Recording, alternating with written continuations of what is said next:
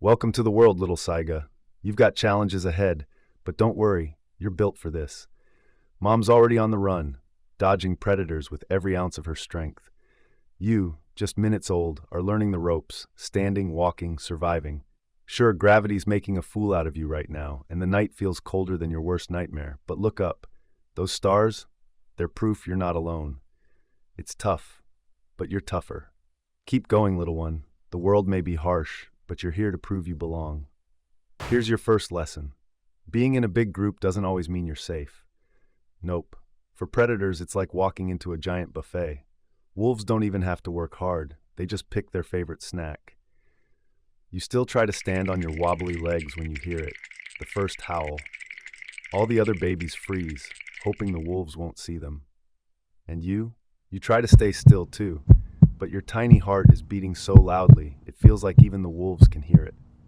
And guess what? They do. Suddenly, the wolves are running straight at you, their sharp teeth flashing.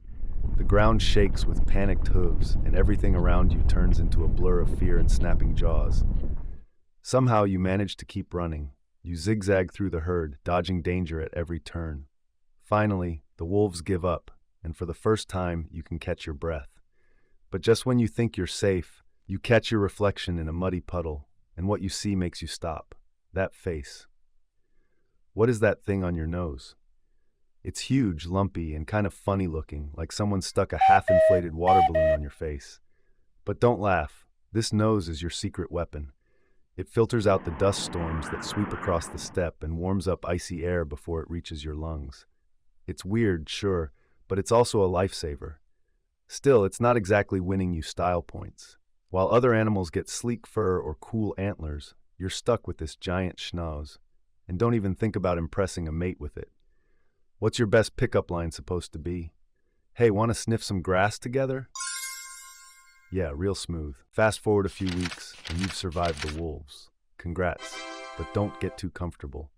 Now the skies are hunting you. Now you're on the radar of golden eagles. These flying death machines patrol the skies, scanning the steppe for slow-moving snacks like you. You spot a shadow overhead. You freeze. You see above and think, maybe it's a cloud, right? Nope, dude. It's an eagle diving straight at you, talons out.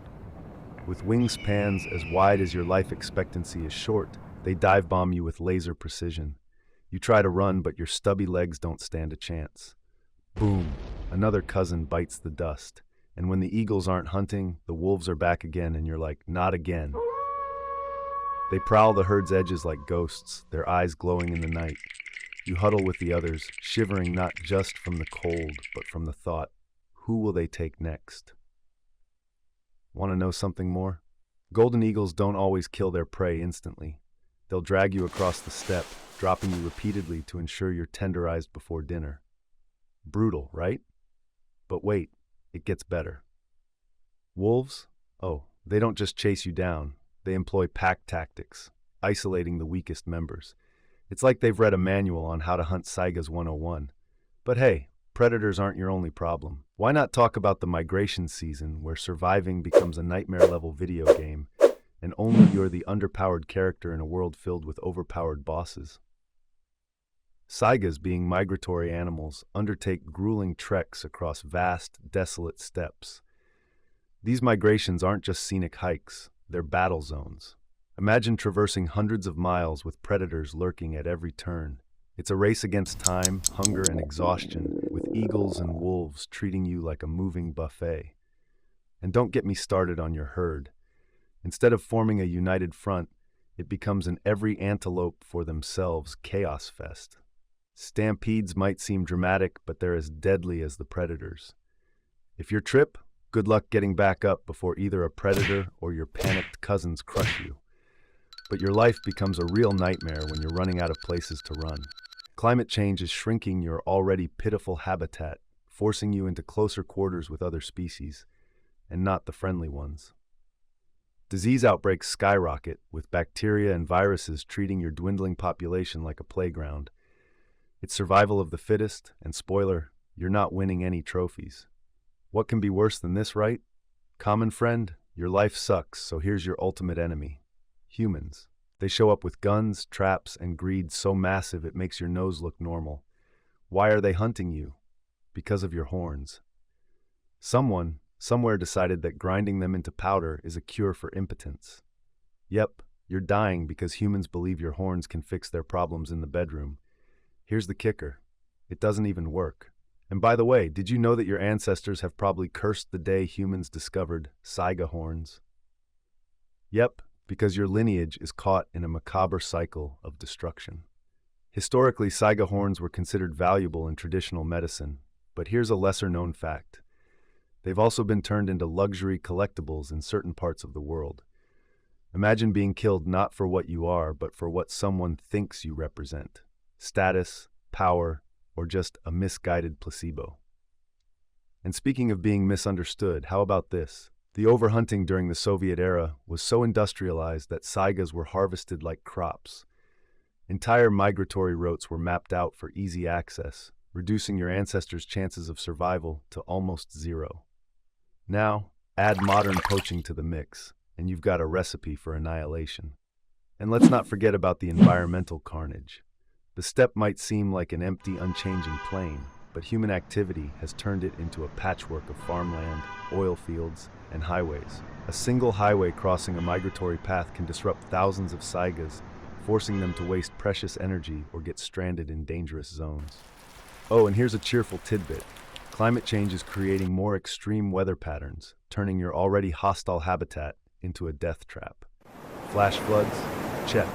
Droughts? Double check. Imagine surviving predators only to die of thirst because a river dried up or getting washed away by a freak storm. In 2015, disaster struck. A mysterious bacterial infection wiped out over 200,000 saigas in just 2 weeks. That's almost half your population gone overnight. Scientists think climate change played a role, messing with the bacteria in your bodies. But the truth is, no one knows for sure. And as if disease wasn't enough, humans bulldoze your habitat, turning the steppe into farmland and building highways that cut through your migration routes. You're stuck weaving through traffic, dodging semi-trucks like they're predators. Spoiler, they're worse. So here's a snapshot of your life. Wake up to either freezing cold or boiling heat. There's no in-between. Search for food. The grass is terrible, but it's all you've got.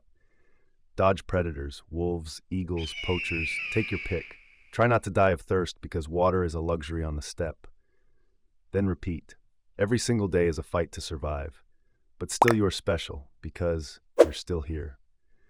Against all odds, you've survived 250,000 years, enduring ice ages, mass extinctions, and everything nature has thrown at you.